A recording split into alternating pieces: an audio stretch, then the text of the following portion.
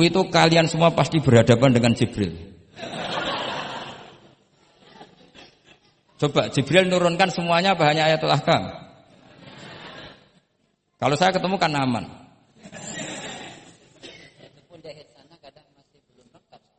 Iya bahaya kamu itu. Nah, ketika wajib gak mau disaingin, ini ternyata menginduk ke mazhabnya Abu Bakar. Abu Bakar As-Siddiq. Di antara sifat Allah paling keren itu la syarikalah. Di mana-mana zat yang top itu gak mau saingan. Dan itu normal karena memang gak ada yang setara dengan Allah. Suatu saat Abu Bakar itu pulang. Ini nanti saya cerita fikih banyak. Kamu pasti setelah ini tambah pinter, tak jamin. Bukan barokahnya saya lah, barokahnya Mbah Mun, barokahnya Mbah As'ad gitu. Tapi kena ras sombong yang gak termasuk barokahku lah gitu. Nah, kamu gak sombong. Tapi sombong juga gak apa-apa. Wis biasa salah, orang salah sombong salah liane. Abu Bakar pulang. Di situ itu istrinya menyediakan beberapa makanan untuk sahur. Itu marah besar. Apa kamu mau menandingi Ramadan sehingga puasa sunat aja persiapannya seperti ini? Bahkan sebagian riwayat itu beliau memukuli Kidrun. Jadi itunya ada yang dirusak lah kira-kira gitu. Ini dengerin betul. Nanti akibatnya di fikih. Makanya di fikih apa? Sholat fardu itu nggak mau kesaingan. Sholat fardu wajib qiyam liqadirin. Nggak boleh sholat sunat bersyarat begitu. Harus sah qu'ud meskipun ma'al qudrah. Karena fardu itu nggak mau kesaingan. Jadi fardu ya rada egois kira-kira gitu. Nah, mesti sama lagi krungu iki gitu. Maksudnya sering roh hukumnya tapi baru tahu logika ini. Loh aku rasul don sul yakin. Sul yakin. Karena fardu itu enggak mau. Poso fardu wajib tabyitun niat. Nginep no niat mulai malam. Poso sunat tidak. Ketemu jam 9 kamu belum makan, belum ada dukhulu syai'in fi jawfika. Terus niat puasa sah enggak? Sah. Ada bedanya enggak fardu sama sunat? Ada. Salat fardu wajib itmam. Puasa wajib itmam. Puasa sunat amiru nafsi. Wah, puasa sunat kok bojo lagi apian bisa kamu batalkan. Tapi nak puasa fardu, oh sanksinya berat. Itqu raqabatin sampai ya siamu sehari ini napa? Mutatabi'an. Terakhir itamu sitina. Tapi kalau puasa sunat amiru nafsi, kamu terus nggih monggo ndak terus intinya fardu itu enggak mau disaingin. Batin fardu egois kata saya. Nah, Abu Bakar sampai begitu. Ana wong poso sunat kok sampai nyiapno buka, nyiapno sahur ku marah. Bahkan marahnya enggak sekedar di hukumnya, di perlakuannya. Kamu itu memperlakukan puasa sunat aja kok kayak memperlakukan fardu. Hanya di menunya, di persiapannya. Dan ternyata Imam Syafi'i benar, ternyata di hukumnya juga harus beda. Misalnya tadi, qiyamul qadir fil fardi wajib qiyam. Tapi kalau sholat sunat, boleh qu'ud walau ma'al qudrah alal qiyam. Jadi ini ulama. Ini perpaduan usul fikih dan fikih. Jadi fardu itu ya agak angkuh lah kira-kira gitu. Angkuh itu kalau baik namanya izzatun nafs. Memang harus beda. Lah di sini. Nah, di bab zakat juga sama. Ukuran wajib itu apa? Akhadhal imamu qahron atau la yuqta'u yadu sariki. Ben kita tambah pinter. Tetap goblok ya ora apa-apa zaman akhir, tapi iki tak pinterno sithik lah.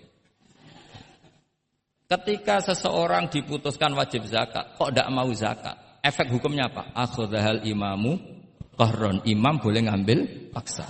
Atau kalau mustahik itu nyuri dengan kadar yang memang jatahnya la tuqta'u yadu. Mergo ana syubhatul milki. Jadi, paham ya? Jadi sampean misalnya fakir, tanggane Pak Khalidin gak gelem zakat, nyolong jatah. Andaikan dia lomo mustahik kamu itu dapat sekian. Itu enggak boleh dipotong tangannya karena kamu ngambil jatah. Jadi sekali diputuskan wajib itu punya akibat akhadhal imamu qahran atau la tuqta'u yadu sari. Jadi itu fikih. Jadi fikih itu konsisten. Nah, sekarang yang dikatakan fikih itu ainut ta'ah Apa shawab, apa hak? Nah, itu yang ulama berdebat. Sekarang misalnya sampean tak bedheki begini. Sing darani salat sing sah iku madhep kiblat. Betul kan? Ya, betul. Masih ingat ya? Sekarang madhep kiblat itu menjadi baik karena nurut Allah apa karena madhep kiblat? Karena nurut Allah. Sehingga semangat fikih itu semangat taat ning Allah. Falau sholla arba'a raka'atin bi arba'i jihadin itu enggak perlu i'adah. Karena ketika aku istihad sana itu kiblat, rakaat kedua rubah ke sana, rakaat ketiga rubah. Allah ngitunge cah iku capek oleh kepen roh kiblat tenanan nganti spekulasi ping 4. Artinya apa? Karena kadang Allah itu butuh taat apa butuh kasile? Butuh taat.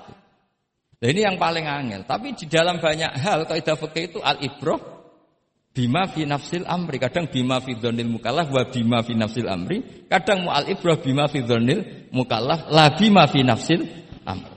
Jadi selalu fikih itu khilaf. Fikih yang furu'iyah maksudnya, yang furu'iyah. Ini kadang-kadang rada angel gurumu ini. Nah, sekarang misalnya seperti itu, ijtihad tadi. Ijtihad itu apa coba? Ya tadi, ketika Anda sholat madhep sana, terus taghayyara ijtihaduka dan memutuskan kiblat ke sana, kamu harus nuruti ijtihad kamu apa enggak? Harus nuruti kan? Karena kalau kamu teruskan di rakaat kedua madhep sana, berarti kamu ibadah dengan cara yang kamu yakini salah. Maka harus rubah. Karena ada kaidah al-ijtihad la yunqadu ijtihad. Kok ijo, ya pinter iso nerusno. Nah, ternyata itu sudut pandang kalau dengan kaidah itu sehingga lau shalla arba'a raka'atin bi arba'i jihadin sahhat salatu. Tapi kalau dibalik al-ibrah fil ibadah itu bima fi dzannil mukallaf wa bima fi nafsil amr. Lah kalau andekan sudut pandangnya pakai kaidah itu berarti kan pasti ada 3 jihad yang salah. Pasti apa mungkin? Pasti. Nah, kenapa di bab al-ijtihad itu ditoleransi? Padahal jelas yang 3 ini tidak fi nafsil amr. Lagi-lagi tidak semua ulama cara pandang sama. Yang satu pakai kaidah ini, yang satu pakai kaidah. Makanya saya sering mencontohkan berkali-kali. Kalau kamu ingin suan saya enggak jadi enggak apa-apa, tetap baik. Karena kemungkinan seneng kiai ya 2. Dulu saya sering bercerita. Ada tabiin tanya sama sahabat, bagaimana wajah Rasulullah sallallahu alaihi wasallam. Tabiin ini nangis. Wallahi saya ini saking hormatnya, saking haibahnya Rasulullah, saking hormat saya tidak pernah berani melihat wajah beliau. Saya sowan juga agak berani karena takut ganggu. Jadi cara seneng kiai itu ya kadang ra perlu sowan. Karena bawaannya itu ganggu. Loh misalnya saya ketemu anak istri saya kan asik, terus ketemu Wahid kan ya pusing.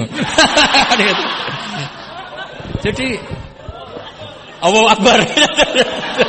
Provokator ini. Jadi justru saking takzimnya Rasulullah, pilihannya itu tidak sowan karena takut ganggu Rasul. Ada sahabat yang pilihannya sowan. Wong jenenge seneng ya sowan. Tapi kalau dibalik, jenenge seneng ya aja ganggu, ayo milih ndi. Ini 2 mazhab yang sama-sama kuat. Jenenge seneng ya sowan, jenenge seneng ya aja ganggu. Ayo milih mana kamu? Ada 2 pendapat. Kenapa Anda begitu yakin dengan satu pendapat? Di furu'iyah, saya ulang lagi di furu'iyah. Ya, bukannya maklumat itu. Jadi tidak gampang. Sholat pakai pakaian resmi begini itu bagus. Pakai jubah, kamis, atau pakai hem, pakai sarung itu bagus. Tapi andaikan Nabi selalu sholat demikian, itu bahaya. Saya ulang lagi bahaya. Bahaya bagi syariat ini. Ini saya niat ngajarin gurunya, bukan anak-anak. Suatu saat Jabir bin Abdullah, kalau kamu baca lihat di bab sholat di Bukhari atau di Kitabul Ilmi, ilmu fi sholat maksudnya. Itu Jabir bin Abdullah itu pernah datang ke masjid, pakai gamis, pakai baju resmi, imamahnya dicopok, kamisnya dicopok. Semua dicopot terus sholat hanya pakai sarung tok, izarin wahid. Terus akidan torofaihi ala atikihi. Ini kayak orang kuno, sarung satu di akidan torofaihi ala atiki terus sholat. Geger sahabat tabiin, kan ini era tabiin, geger tabiin. Ungzur ila sahibi Rasulillah, lihat tuh sahabatnya Nabi. Salat ke model kayak gitu. Ketika Pak Khairuddin sudah salat dengan segala penampilan. Jubahan, terus pakai imamah, dehem dari belakang, orang minggir semua sudah top lah pokoknya, sudah top pokoknya. Ini sahabatnya Nabi. Terus ketika sahabat mulai dan nyun sewu, beliau ngendikannya agak kasar. Saya melakukan ini, saya cek nanti di Bukhari. Kalau ada Bukhari juz 1 ambilkan, nanti bacakan. Apa cukup nanti tanya gurunya? Tanya saja nanti ya. Kalau 5 menit menemukan berarti dia sudah paham. Kalau ngasih waktu 1 hari masih cari-cari berarti. Ukurannya gampang. Kalau saya setengah menit langsung ketemu. Nanti ya cukup gurunya ya. Nanti kasihkan. Kalau bilang besok berarti belum tahu. Tapi kalau 5 menit kok ketemu ya sudah lumayan.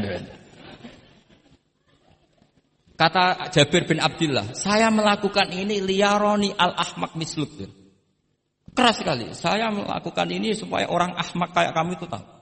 Ahmak itu terjemahnya nggak usah diterjemah. Ya pelai jahil atau teman akrabnya apa? Jahil yang agak kebablasan itu namanya apa? Ahmak. Jahil yang ya sudah seperti itu. Ternyata itu berkahnya Masya Allah sampai sekarang. Beliau terus ngendikan, ra'aitu Rasulullah sallallahu alaihi wasallam yusolli hakadza, aqidan tarafai izari ala aqidi.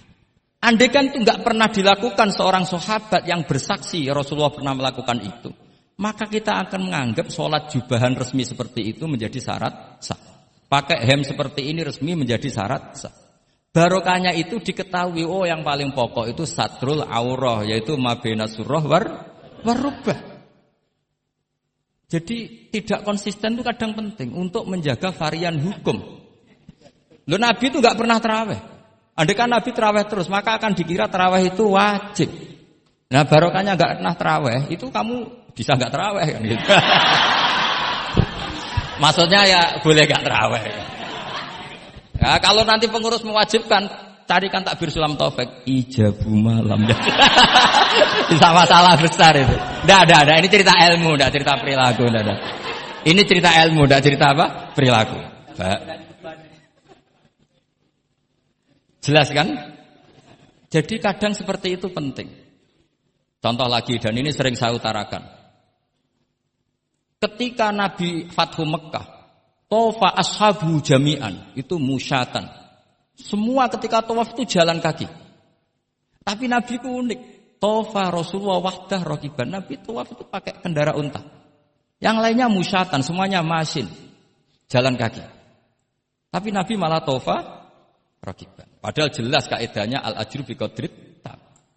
Tapi andai kan Nabi kok tofa masyian, maka kita tidak tahu caranya tawaf. Tidak tahu hukumnya. Atau paling enggak nganggep bahwa syarat sahnya tawaf harus jalan. Tapi barokahnya Nabi Tofa Rokiban, akhirnya ada hukum, ternyata syarat sahnya tawaf tidak harus jalan, tapi boleh berkendara. Akhirnya kita tahu orang sepuh sedikit tawaf pakai kursi, roda pakai macam-macam. Jadi semuanya itu berkah, perbedaan itu berkah. Tapi yang baca harus orang alim. Kalau orang yang fikal bi marot ya piye Nabi karep wong ya kon mlaku ndek enak-enakan numpak. Ya ribet nek kena wong sing fikal bi marodun fazatahum wa marad. Jadi ribet ini ustaz satu ini ribet. Ya subuh kesiangan ini contohnya kok kayak perilakunya. Ini Kiai Hasan contohnya kayak perilakunya. Sholat itu ada waktunya. Sekali waktunya habis, normalnya sudah tidak wajib. Ya enggak? Kamu mau sekolah, selesainya jam 12. Kamu bangun setengah 1. Harus sekolah apa tidak usah? Karena momen sekali kelewat kan enggak bisa diulang. Normalnya sholat qadha itu tidak wajib. Normalnya. Karena momen waktunya sudah habis. Dan qadha normalnya juga nyuwun sewu haram. Normalnya. Tapi berhubung Pak sering kodok terus bilang gak haram kan? Karena yang kodok bukan hanya santrinya tapi apa? Gurunya. Tapi nyun sewu, Nabi itu tahu ditakdir kodok. Saya tidak bilang Nabi kodok, ditakdir kodok. Ini bedanya Nabi dengan kamu. Nabi pernah ditakdir kodok. Dan nyatanya Nabi tetap sholat. Akhirnya jadi syariat qadha itu tetap. Andai kan Nabi tidak pernah qadha, maka orang cara berpikir waktunya kan sudah habis. Pasti malaikat bagian nyatet sudah enggak ada. Lah lha apa salat wong sing nyatet wis tutup buku kan? Karena logika waktu itu kalau momennya kelewat ya sudah normalnya. Tapi agama ini tidak seperti itu. Berhubung Nabi pas qadha juga sholat. Itu kayaknya juga jamaah ya. Wah itu yang ribet itu. Ya kan jamaah kan itu. Jamaah kan? Wah aku nak mbok praktekno ning pondok. Ya ribet. Separuh pondok qadha terus dimami Khairuddin sing qomat wahid. Wah. Perkara kan? Nah barokahnya ngerti kunut itu sunat, pura-pura ndak kunut.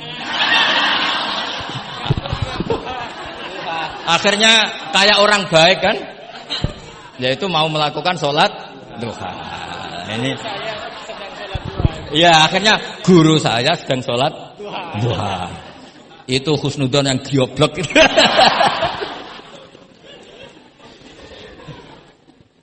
Jadi, lah itulah yang jadi analisis usul fikih. Jadi semuanya itu ada analisisnya.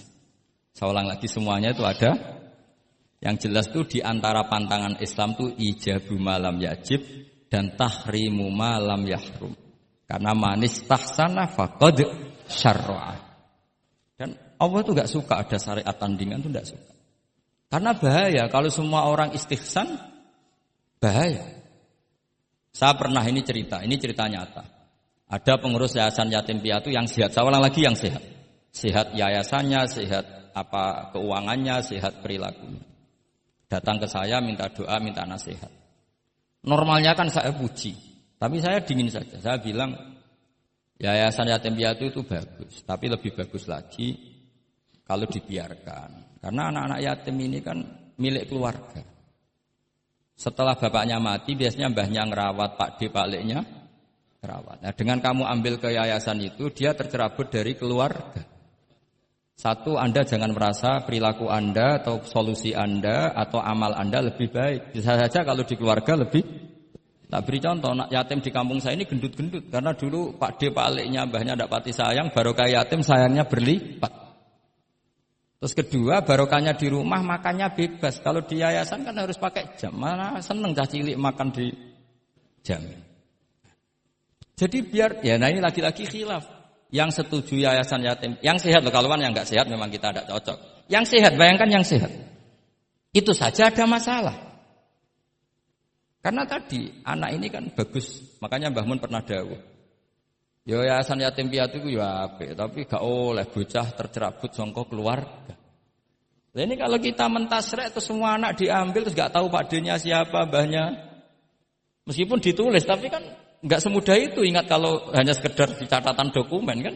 Tapi kalau dibiarkan di keluarga ngundang Pak D, Pak Le, Mbah dan sebagainya. Jadi enggak bisa misalnya kamu bahas masalah gimana hukumnya mendirikan yayasan yatim piatu. Terus kamu bilang sunat mutlak. Enggak bisa. Karena di sini ada unsur tadi. Kak sampean mondok ini sunat apa enggak, Pak mondok? Ya bisa wajib, bisa sunat, bisa haram. Karena yang haram misalnya gini, kamu di kampung kamu itu andalan, tidak ada orang baik kayak kamu, tidak ada yang bisa ngaji kecuali kamu. Enak-enakan mulang ning pondok, mergo keren timbang mulang ning kampung, mau wong telu. Makanya Mbah Mun kalau guyon sama saya masih ingat betul lagi.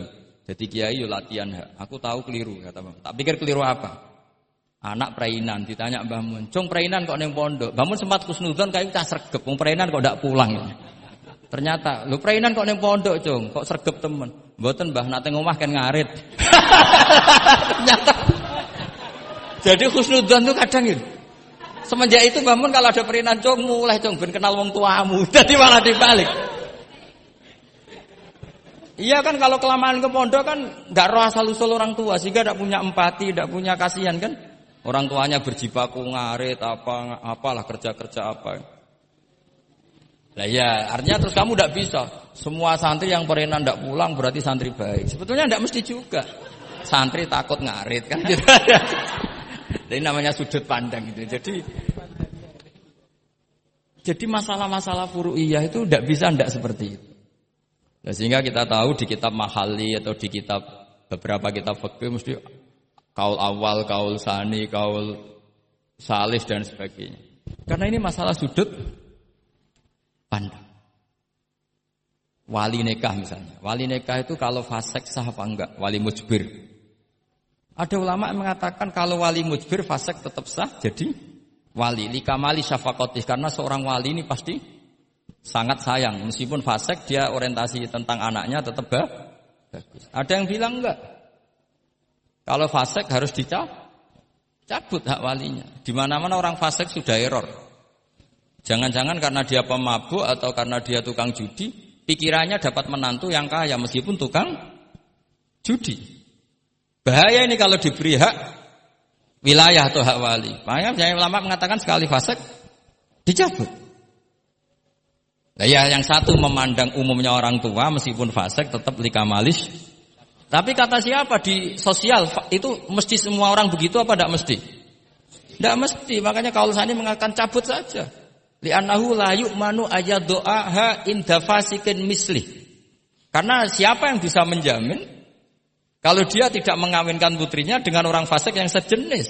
Orang fasik pasti komunitasnya juga fasik. Dan dia nganggap orang fasik itu tidak problem, wong dia sendiri fasik. Wes do untuk iki capek, jebule capek sing tau ngutangi ning nggon judi. Karena dia punya ukuran apik versinya dia. Lagi-lagi fikih kok mujma' alaih mau piye. Oh iya. Yang furu'iyah maksud saya, yang furu'iyah. Iki pinter toh cukup ya? Sudah 45 menit. Mohon ngoten mawon. Assalamualaikum warahmatullahi wabarakatuh. Satu mungkin. Ya, mungkin satu ya putra dan satu aja ya. Putra dan putri. Ya. Enggak, satu saja, Gus. Oke, bismillahirrahmanirrahim. Terima kasih, mungkin yang tadi perlu saya berikan catatan. Oh ya, catatan kita pinter ya. Saya ingin beri catatan bahwa kita tadi sudah dapat kalau fikih itu karakternya adalah khilaf. Jadi ya yang furu'iyah lah. Yang furu'iyah. Oke. Yang furu'iyah karakternya khilaf sehingga kita harus terbiasa berbeda. Dan soal tadi kesantunan, kesopanan itu orang ekspresinya berbeda. Kadang kita salah ketika kita mengkritik, kadang ketika kita berbeda pendapat kita lalu dianggap tidak santun. Padahal ulama-ulama kita soal urusan furu'iyah itu hal yang biasa. Termasuk bahkan mungkin yang tadi sering dikali dikutip oleh Gus Baha, manistahsana faqad syarra'a, bahwa itu adalah kecaman dari Imam Syafi'i. Mungkin Gus Baha perlu saya tidak tahu ya. Ini tag ini sudah sampai atau tidak kepada beliau. Ya, saya bacakan tagnya. Saya harus baca. Kalau ingatan tidak sebaik beliau saya. Tapi kalau catatan saya lebih baik mungkin. Fawatihur Rahamut. Qala Syekhul Akbar. Inna maqsudas Syafi'i min qawlihi man istahsana faqad syarra'a. Hada madhul mustahsin wa arada anna man istahsana faqad sara bimanzilati nabiyyin dzi syari'atin wa atba'u syafi'i lam yafhamu kalamahu. Saya tidak ingin mengatakan beliau tidak paham, mungkin tag ini enggak sampai. Ala wajhi hada wallahu a'lam. Jadi bahkan yang kita anggap itu sudah sangat pasti Syafi'i sedang mengecam, ternyata ada juga khilaf. Ternyata maksudnya Syafi'i adalah sedang memuji, madhul mustahsin. Faqad sara bimanzilati nabiyyin di syari'atin wa atba'u Syafi'i lam yafhamu dzalika. Walaupun wallahu a'lam. Ya, tapi poin-poin saya adalah akui bahwa ada perbedaan, gitu kan. Oke, silakan saya beri pertanyaan satu saja. Oke, mungkin Ustadz Khairuddin bisa menentukan siapa? Saya Jaya yang menentukan. Oke, Lutfi, mohon maaf bukan soal berkualitas tapi dia lebih dulu sampai di sini karena dekatnya. Dipersilakan.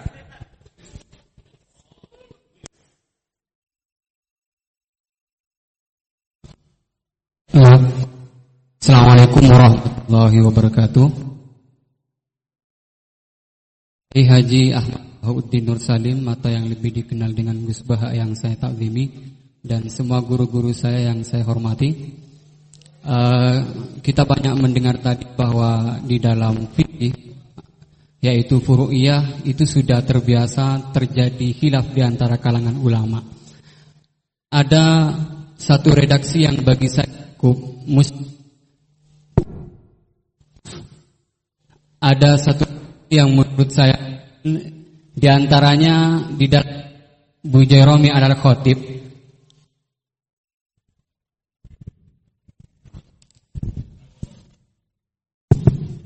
Loh. Di antaranya redaksi yang terdapat dalam kitab Bujairami al-Khatib, dan ini juga dikutip di dalam kitab I'anatul Talibin ketika membahas soal apakah ad-dukhon itu dapat membatalkan puasa atau tidak. Dukhon yang dimaksud di sini adalah dukhon yang masyhur dengan kata at-tutun atau tembakau, atau dalam konteks sekarang mungkin rokok. Itu kan ulama sebetulnya berbeda pendapat, bukan hanya dalam apakah membatalkan puasa atau tidak, bahkan hukum rokoknya aja ulama sudah berbeda pendapat. Tetapi kemudian ada redaksi yang menarik bagi saya cukup muskil, yaitu beliau tiba-tiba mengatakan begini, la'anallahu man ahdatsahu. Semoga Allah melaknat orang yang memproduksi rokok. Itu penting digarisbawahi. La'anallahu man ahdatsahu. Man ahdatsahu bukan man ista'malahu.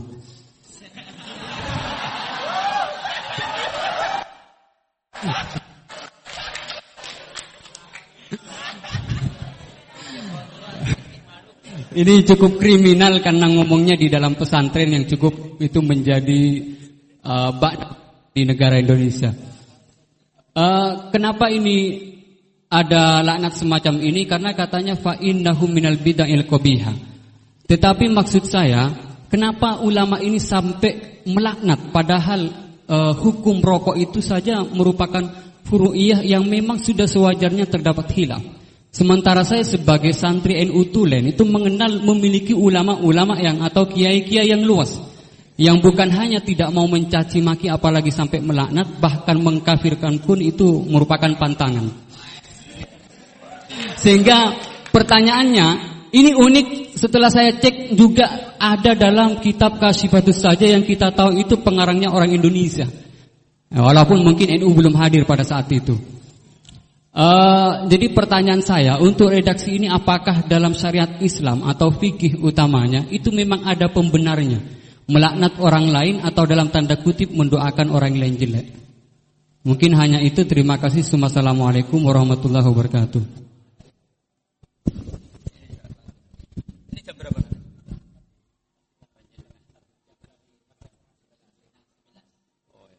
Bismillahirrahmanirrahim. Semoga Allah mengampuni Pak Wahid. Itu takbir itu ngawur sekali. Itu Syekhul Akbar, yang dimaksud di itu Ibnul Arabi. Itu termasuk statement sing mimma yuhaddaru bih. Jadi yuhaddaru anhu.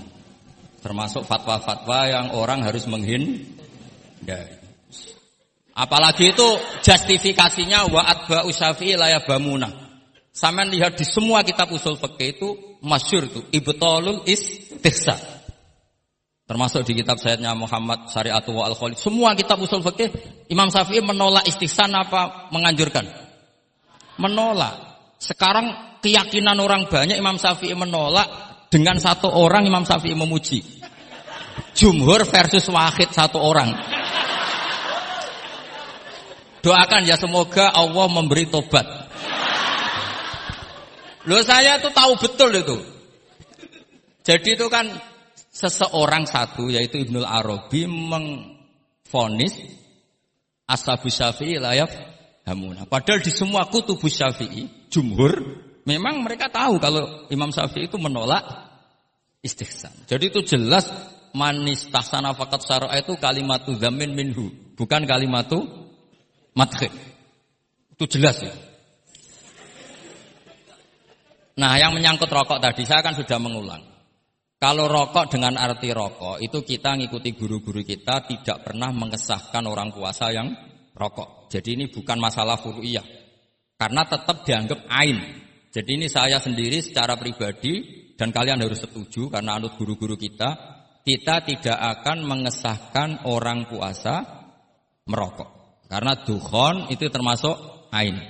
Selain itu tidak perilaku guru-guru kita. Nah, soal khilaf tentang rokoknya sendiri tidak urusan dengan puasa loh ya, saya ulang, tidak urusan dengan puasa.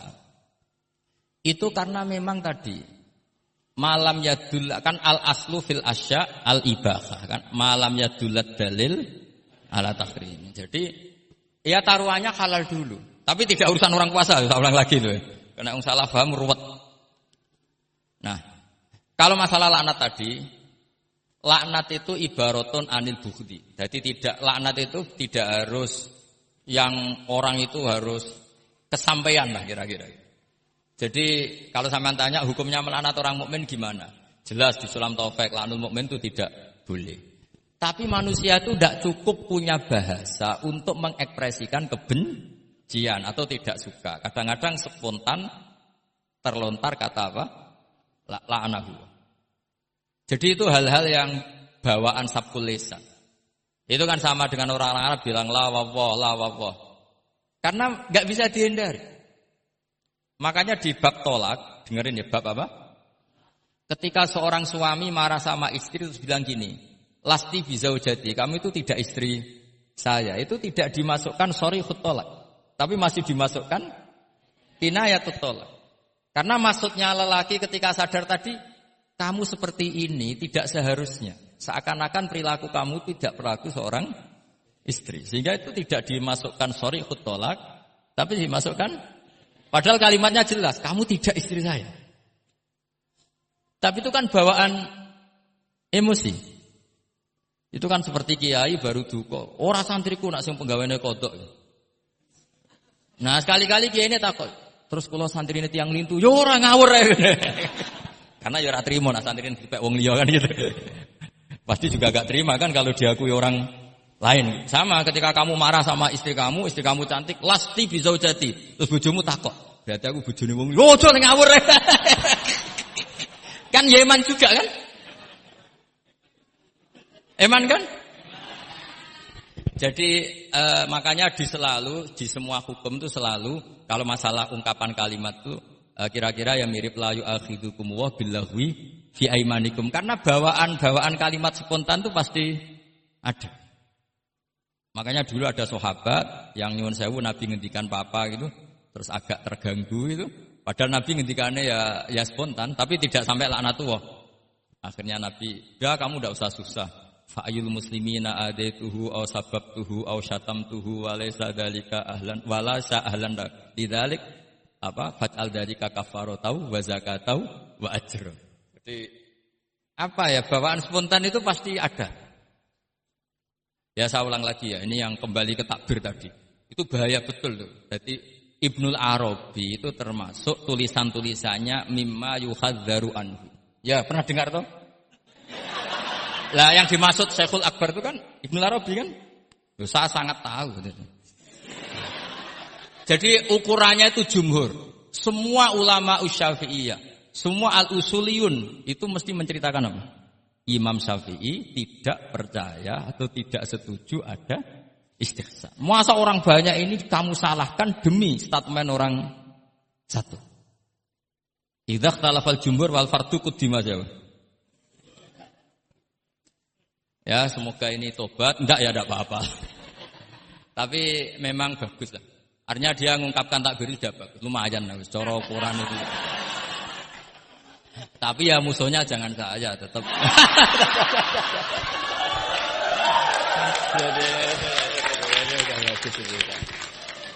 Kalau ada yang jauh seperti Abdul Wahab yang enggak mungkin, itu memang salah.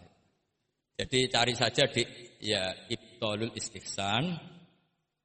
Ya pokoknya walhasil ashabu Syafi'i semuanya menolak istihsan. Wong Imam Syafi'i butuh gini. Kalau nanti ada istihsan yang baik, mintanya Imam Syafi'i jangan katakan istihsan, itu masuknya kias. Karena kalau kias kan ada makis, nginduk ke makis aleh. Lah makis aleh ini ada nasnya. Pokoknya butuh Imam Syafi'i itu jangan sampai orang tercerabut dari akar Quran dan hadis, kemudian istihsan dengan subjektivitasnya sendiri dan itu kalau pakai subjektivitasnya sendiri namanya fakot syarra. Dong ya ini. Oh, alhamdulillah. Tapi ini sudah pinter loh ya, jangan terus.